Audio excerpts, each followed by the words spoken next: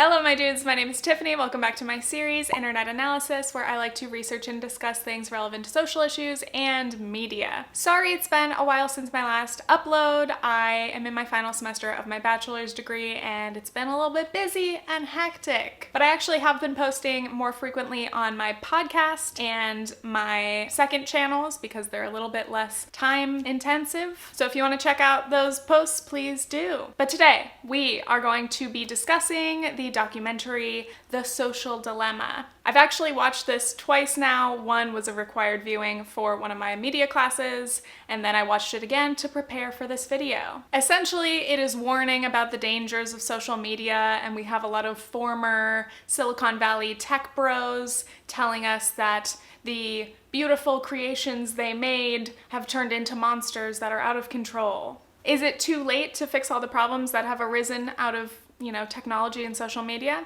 Can't say I can guarantee the answer to that question in this video, but I just wanted to sit and chat about all these things. As I said, I'm a media studies major, and obviously my job is social media, so a lot of this is very personal and close to home to me, and I'm sure to all of you. Essentially, a lot of the interviewees and the people that are focused on the most in this documentary are the tech bros who are saying that they're sorry, they were naive. They thought social media would only be used for good. They had no idea what could come out of it, and now they are changing their tune a little bit. They've turned on the tech giants that they used to work for. Now they're trying to figure out how we can stop the bad parts of social media and technology, and if we can create more ethical, humane technologies. The Social Dilemma is actually not just a documentary, it's technically a docu-drama because there's this whole dramatization involving a fictional family that the film uses to show a lot of different examples, especially in how social media affects individuals,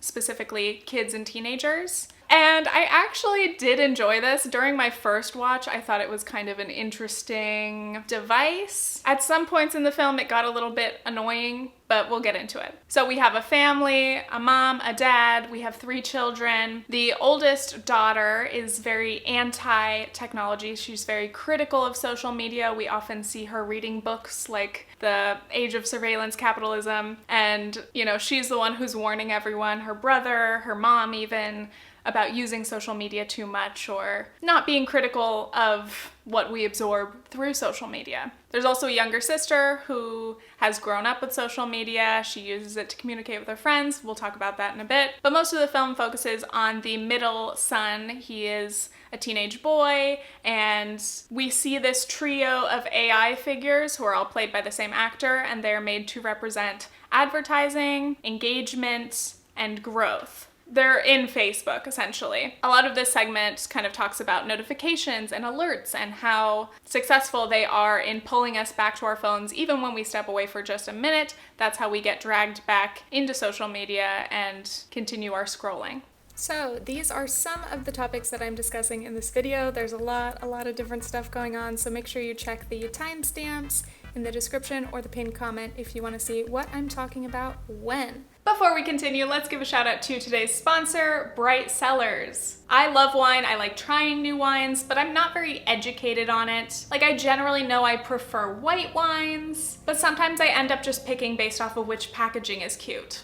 I don't know how to describe what I like about a wine or what exactly I should be looking for, so I would love to learn. I actually discovered Bright Cellars for the first time by Googling, "What kind of wine suits my taste?" quiz. As you all know, I love quizzes. I found their quick 7-question quiz, which gathers your taste preferences, your palate, and delivers personalized recommendations that you are guaranteed to like. Wonderful, thank you. And if you happen to not love a bottle in your shipment, they will send you a replacement with your next box, and you can skip or cancel your subscription at any time, so no worries. Also, of course, gotta love the convenience of delivery. You get the wine sent directly to you. So I'm gonna show you my box. I actually already opened it. As you can see, I've finished a few bottles because I was so excited to try them. So you'll get a lovely big box like this. These are the 3 I have not tried yet. Your intro box comes with some general wine tips, which are great if you're a beginner. So let's go through my first shipment. I had a 2019 Pinot Blanc, a 2016 White Blend, a 2018 Rosé, a 2019 Chardonnay, a 2019 Vino Tinto, which has already been recycled, but it was the first one my boyfriend and I tried because he loves reds. And this 2016 Chardonnay, which I think was my favorite so far. I love these wine education cards that come for each bottle in your shipment. They'll show you tasting notes, suggested pairings, your best serving temperature, and origin. So I not only get to try out great new wines that are suited to my taste, but I also get to learn what I like and why. Bright Cellars is giving my viewers 50% off your first 6-bottle box, so click the link in the description to take your quiz and get started. So the first major section I want to include talks about psychology, wellness, and addiction. This is probably the least surprising section for most people. A lot of the information in this film is very common knowledge or things that aren't extremely surprising to most of us. Like the fact that social media and our phones are very addictive should not be news to anyone. A lot of the Silicon Valley interviewees talk about like, oh, I created the like button on Facebook. I helped to create Pinterest and this other, addictive tool. And so they talk about the persuasive technology that is created and designed to modify our behaviors, to encourage certain behaviors, and of course to be very, very addicting. They want us to stay on the platforms. They want us to continue using these tools. I have very often had mini breakdowns about how much time I spend on screens. I actually made a video about it a few months ago, but I know I have a problem. I know I am very addicted to my phone and certain apps and my computers, and it definitely doesn't help that my work is all online and now all of my school work is also online.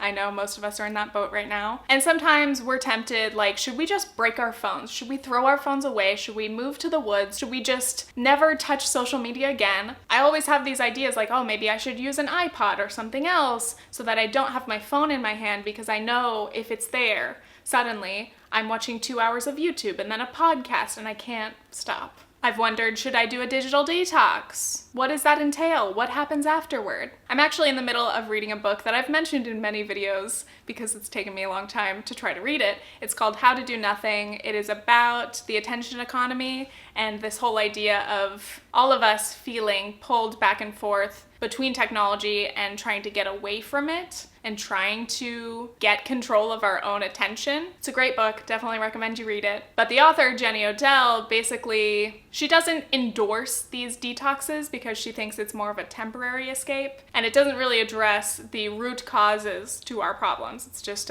something we can do to make ourselves feel better before we go back to using our phones obsessively. Another thing that really struck me personally was this section about social approval. So one of the main guys, Tristan Harris, I think that's how you pronounce it, said something like, were we evolved to be aware of what 10,000 people think about us or to have constant social approval or judgment? And obviously, as a YouTuber, this stresses me out all the time. I paradoxically crave engagement. I want you to like my videos. I want you to comment. I want you to let me know what you think down below. Please do. But I also am so terrified of negative feedback and criticism, even though I think that that's very important. It's just like on a personal level as an individual, not necessarily a YouTube creator.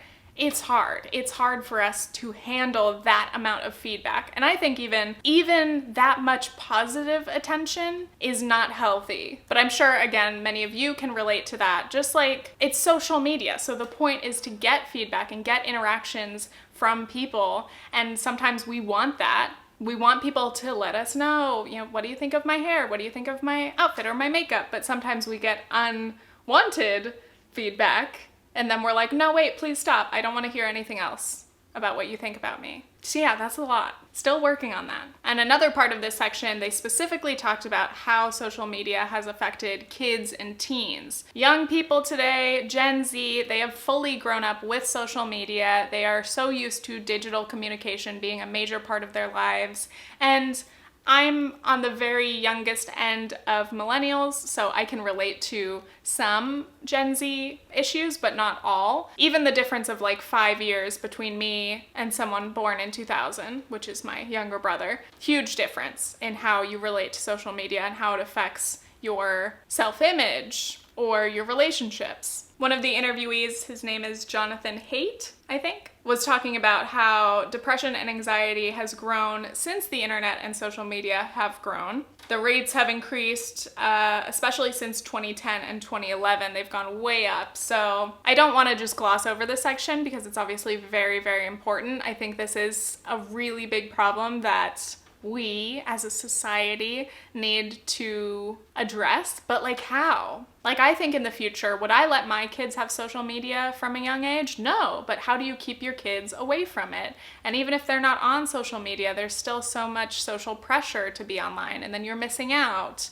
Or people can still be talking about you online and you don't even get to be on there to see it or defend yourself. So there's that, there's the element of bullying, there's the elements of our self-confidence in our physical appearance, because so many of these platforms are about being pretty and being attractive and getting likes on your pictures. And that is really harmful, especially when you're, in middle school, when you're trying to form your own self-perception and you're feeling really self-conscious because you're changing in a lot of ways and it's awkward. It's a terrible time to be under the microscope of social media. But again, do I have a solution for this? Not necessarily. I don't have any solutions to any of these problems. Spoiler alert. Just want to talk about it. By the way, I made this video last year about low-tech schools, like the Waldorf schools, and kind of the idea of limiting screen time being a privilege to a lot of kids. So yeah, if you want to watch more about kids and tech and how that impacts young people, watch this video. Thanks. Let's continue to data collection and personal privacy. Again, this is not something that's necessarily super surprising to anyone. Did you know that the websites and apps that we use collect our data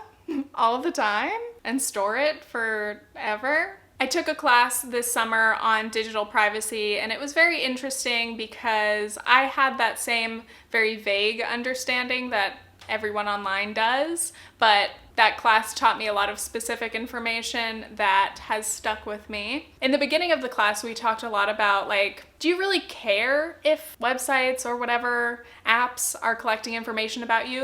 Oh, I don't really mind that they know, what ads I've clicked on, or that I like this brand of clothing, or that this person is important to me, or this is my age demographic. We feel like these are all tiny inconsequential bits of data, and we don't really mind that they know about us or that they could sell or use this information in different ways. But we should care. We definitely should. But then, if we care, what do we do about it? What do we as individuals do? Do we have any power to change or control this? Anyway, one thing I wanted to talk about from that class is the concept of digital dossiers. So essentially, this is the entire folder of every piece of data that any company or government agency or your personal profiles have, all in one. Just imagine, literally every piece of data about you ever in one little convenient dossier. I think many of us realize that the companies we use and interact with directly have our information. I agreed to the terms of service, take my data, sure, I want to use the thing. But I think a lot of us are less aware of the companies that have our data that we've never heard of. We would never recognize their name, and that's because data is traded, bought, and sold, and they're not required to inform you as a consumer, of course, because it's not like you own your data or something. There was this article by Kashmir Hill, I got access to my secret consumer score, where I learned about this idea of a consumer score. So we're very familiar with credit scores in the US, but these secret consumer scores are, again, unknown to us, but companies use them to judge our trustworthiness by compiling our spending habits, merchandise returns, and other shopping history. Things like Airbnb messages, plus your food delivery orders, all of these things that you probably wouldn't assume are all together, all contribute to your score, which again, you as a consumer have no right necessarily to know that the score exists, nor to know what your score is and how that factors into your purchases or the companies that you use or things that you apply for. Next, I want to touch on facial recognition technology, which is not really mentioned in the documentary, but I think it's important. This is again something that came from my digital privacy course, but I read this piece, Automated Anti-Blackness, Facial Recognition in Brooklyn by Mutale Nkonde. She wrote that The facial recognition systems were accurate 99% of the time when identifying light-skinned men, but the darker the skin of the person, the less accurate the facial recognition systems were, and also that gender was misidentified in 35% of photos of darker-skinned females. Because the AI teams at major tech companies that are creating this technology are majority white and majority male. And we know that algorithms and systems are born from the opinions of the people who write the code. There is so much to say about the dangers of facial recognition technology and a lot of other AI technologies because they do disproportionately affect people of color, Black, Indigenous people of color, and also they tend to be rather sexist. So in that paper with facial recognition misidentifying people with darker skin and especially darker skinned women, that has a lot of implications, especially when facial recognition technology and information is shared with law enforcement, which we've already seen happening. These technologies are created to be beneficial, they're created to protect us or help us in some ways or be convenient, but they end up being used against the most marginalized people. They end up being used to police and enforce and to micro-target people who are already being harmed. I also read a little bit from Sophia Noble's book, which is basically about the racist and sexist ideologies that have been built into the architecture of the internet. Again, when algorithms are present in everything, AI is everywhere, these discriminatory algorithms can cause a lot of harm in almost every part of our lives, especially, again, more so for Black, Indigenous people of color or poor people. I'm just remembering everything from that class that sent me spiraling. A very enlightening class, but also very overwhelming. Next, I want to touch on technochauvinism. This is basically the assumption that the most advanced tech solution is inherently the best one. Basically, any problem can be solved with more advanced technology. Bad technology is not a problem if we can create better, good technology to fix it. So a lot of the social dilemma does talk about, these tech bros, Silicon Valley interviewees who believe that ethical technology can fix a lot of the problems that we've been having. But also I want to touch on the fact that though a lot of these tech guys talk about how Silicon Valley and tech industries are too white and too male, the film predominantly features the interviewees that are mostly white and mostly male. There are people of color, there are female interviewees, but when you're looking at the actual screen time, again, it's mostly the most prominent white men. And I just find that wonderfully ironic. Instead of talking with a lot of critical researchers or experts in these fields, we talk to these former tech workers who, yes, were good at their jobs, good at whatever their purpose was, but does that mean they're necessarily suited to be the people to solve these problems? No. And again, as I just mentioned, with oppressive technologies, the people who are harmed the most tend to be women and Black, Indigenous people of color, who are the people that we do not hear from enough in this documentary. They should be the ones being featured more and more because, again, they're most likely to be harmed by all of this. What a concept. Even our fictional protagonist in the drama portion of the film is a young white man. I found this list of segments that the documentary covers. I think it's actually from the Center for Humane Technology, but it lists a lot of the things that are covered in this documentary, and strangely, systemic oppression is on the list, but didn't make the cut for the documentary. Seems kind of like a very important and very relevant thing to talk about. But also, the social dilemma does cover such a wide variety of topics related to tech and social media. That's such a giant umbrella that we can't, of course, dive deep into all of the issues that are worth diving into, but it's just a shame that systemic oppression specifically did not get highlighted enough in this film. Next, let's talk about capitalism, ads, and profit in tech. So throughout this film, they're talking about the problem. They mainly are referring to one mysterious issue that caused technology and social media to turn evil, and that is surveillance capitalism. We do hear a little bit from Shoshana Zuboff, who has written the book on surveillance capitalism,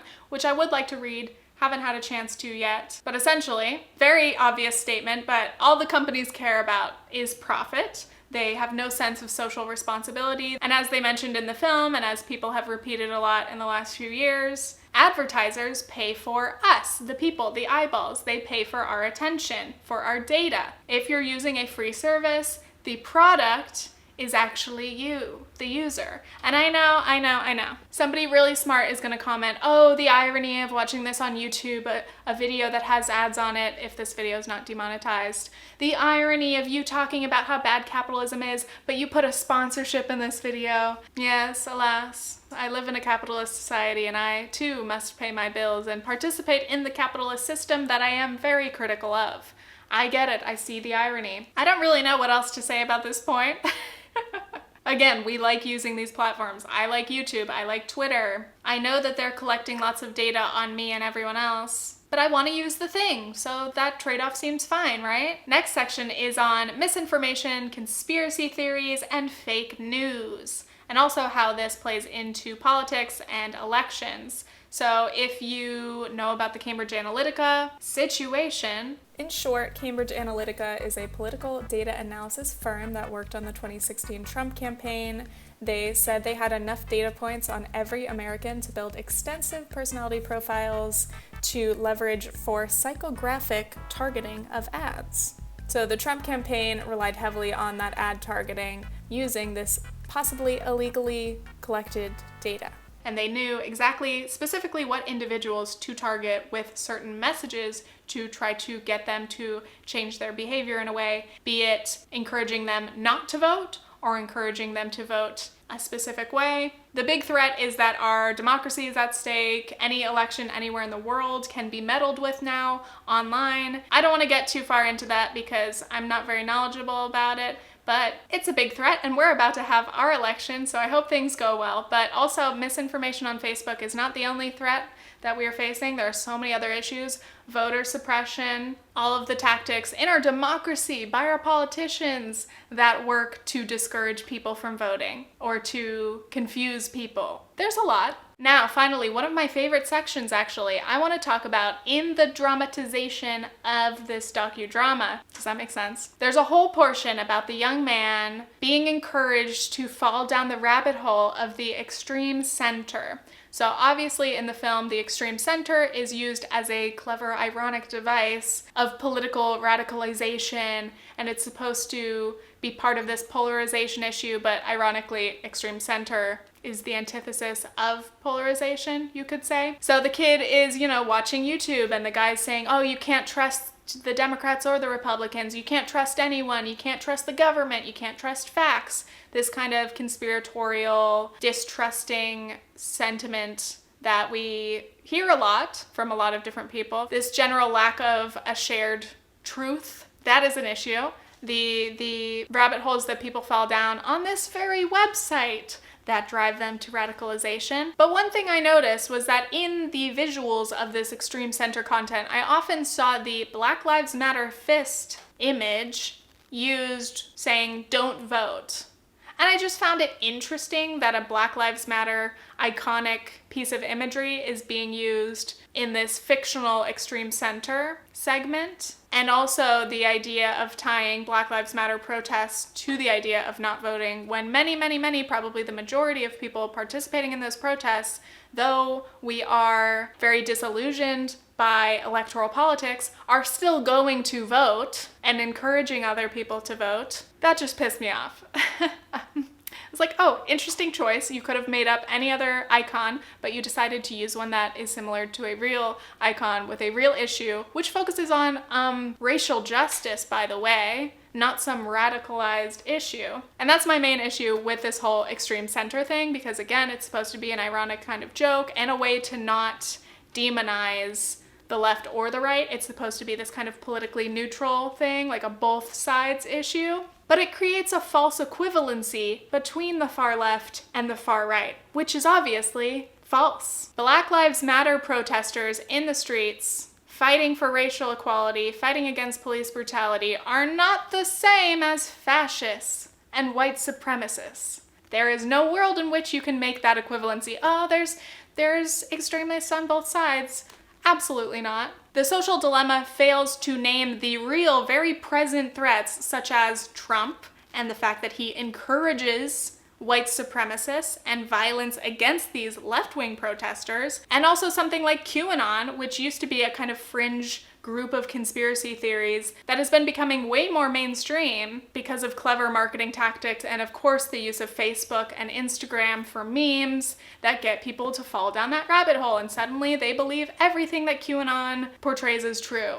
And they have that conspiratorial thinking where they don't trust facts. You can't trust the government. You can't trust official websites. You have to do your own research, which ironically means go follow another Instagram truther page because they have the truth. Sure thing. Okay. Yes, as you can see, this is the part of the video that I'm most heated about, and also probably the part of the video that is going to get this video demonetized. There's too many terms to mute. I shouldn't even try. Anyway, yes, in The Social Dilemma, there's this whole idea of the threat of political polarization. You know, now more than ever, we're more divided. People are more far left, and Democrats are further left, and Republicans are further right, which, did you see the Democratic primaries? The Democrats that are known as moderates would be on the right in many other Western countries' political axes.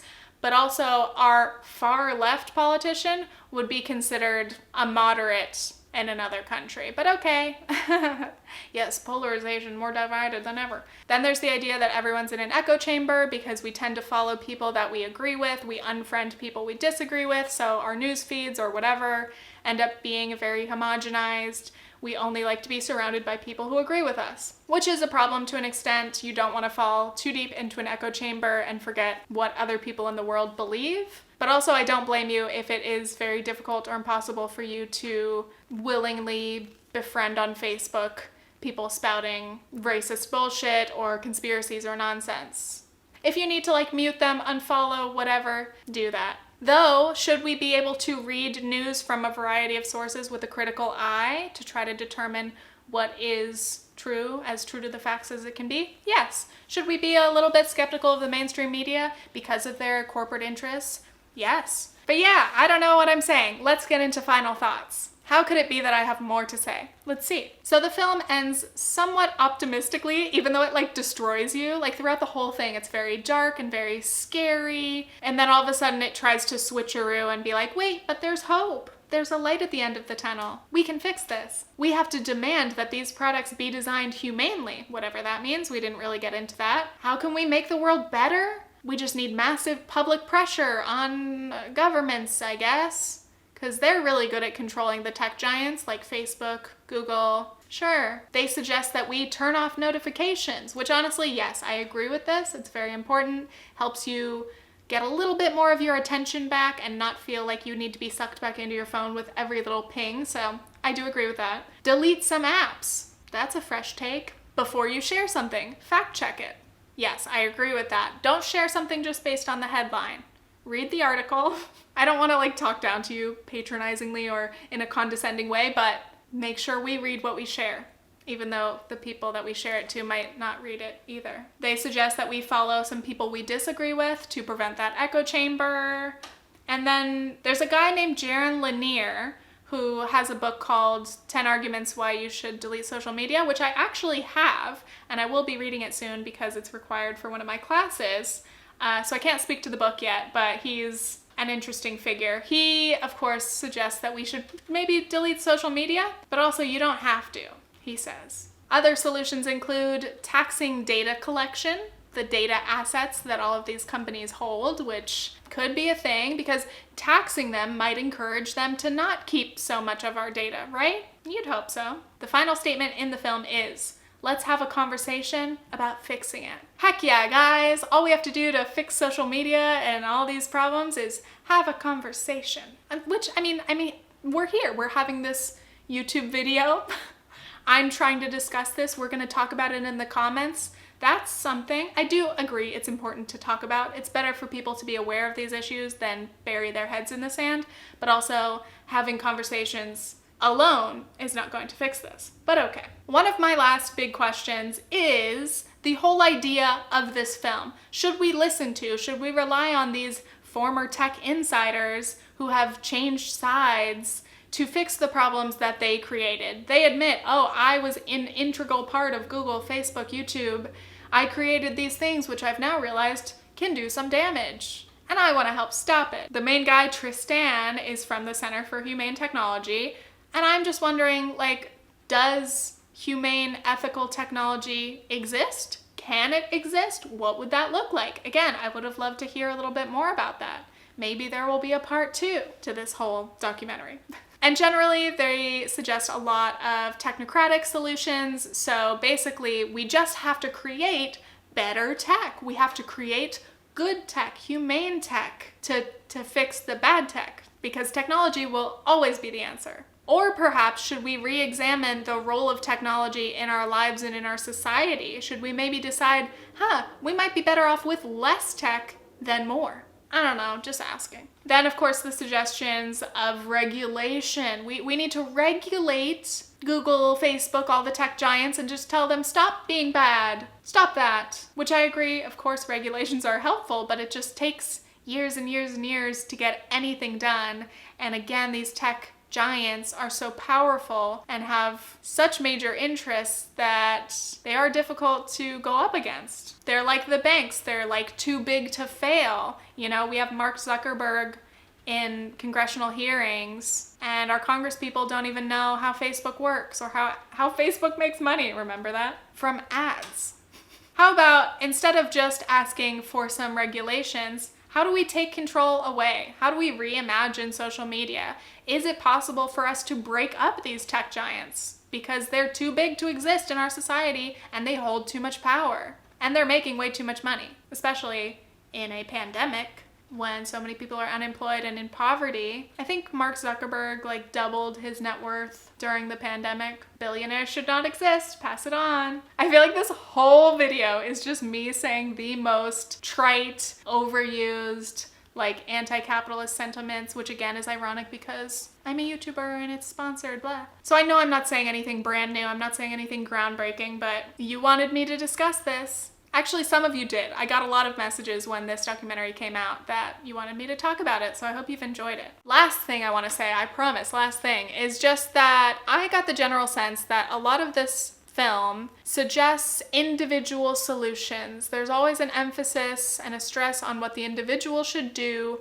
rather than what the institutions should be forced to do. Because it's almost like, putting the onus on individuals to stop the climate crisis through our individual actions. Oh, just turn off the faucet, ride a bike, buy sustainable clothing, that'll solve it, when we know that the vast majority of fossil fuel emissions came from, the top 100 companies in the world. In that same way, trying to just tell individuals, it's your responsibility to be better about social media. It's your responsibility to buy and use this very addictive, powerful technology, but then find the willpower to reject it. Use it, because we still want you to buy it, but just learn how to better manage your time or lessen your screen time. Give yourself breaks. I don't blame people for not being able to get away from social media. I know that many of us know how problematic this is, how harmful it is to our mental health, our physical health, our eyesight. But it's hard because, again, it was created to be incredibly addictive, and now social media and the internet and all of this tech are in every single part of our lives. It is hard to get away from it, okay? So I still think it is beneficial, of course, for us to try to be more aware and try to be better, because I know that I feel my worst when I sit on my phone for 14 hours of the day. It's not going to allow me to get any of the work done that I need to do. It's not going to encourage me to be motivated or inspired in any way. I'm just going to feel worse. So it is important to do, but again, the stress should not be on individuals to solve these problems. We can't stop the misinformation campaigns, the fake news, the conspiracies, if just some people just get off social media. There's still going to be millions and billions of people on Facebook sharing this shit. Though, should you delete Facebook? Yeah, I think Facebook is definitely the worst. I finally deleted my Facebook after watching this, actually, and I feel a little bit lighter. Should I maybe spend less time on Twitter for my own sake? Yes. Okay, that's it. After I talk for an hour and a half. I hope you guys enjoyed this. If you watched it all the way to the end, thank you and congratulations, because this was a lot. Again, I'm sorry for my slow upload schedule, but until I graduate in mid-December, I'm gonna be busy, so hope you stick around. Once I graduate, it's gonna be great, and hopefully I can start posting here a lot more frequently. But also, again, please check out my podcast channel and my second channel for personal casual videos, and also my podcast is on YouTube, but also on any podcast platform, so you can listen to it, you can watch it, whatever. And once again, thank you to today's sponsor, Bright Cellars. I'm definitely going to be drinking a bottle of wine tonight. We're getting Chipotle, we're going to sit down and watch Netflix as we always do, and that's the routine after a long week. Okay, thanks, bye!